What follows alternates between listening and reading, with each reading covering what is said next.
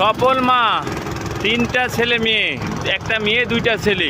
আমার সঙ্গে সেদিন শিবপুরে গাড়িতে উঠছে, গাবতলিতে আসতেছি। তো উনি গল্প করলো যে একটা ছেলে হচ্ছে আপনার ঢাকাতে সরকারি চাকরি করে, আর একটা হচ্ছে ফায়ার সার্ভিসে, আর মেয়েটা হচ্ছে স্কুল মাস্টার রাজশাহীতে। তো আমার সঙ্গে গল্প করলো, মানে মহিলাটা হালকা একটু বয়স হয়ে গেছে, মানে কাঁপতেছে। আমি বললাম যে আন্টি কোথায় যাচ্ছেন? আন্টি আমারে বললো যে বাবা আমি যাচ্ছি রাজশাহীতে, আমার মেয়ে আছে, আমার মেয়ের ওখানে যাচ্ছি।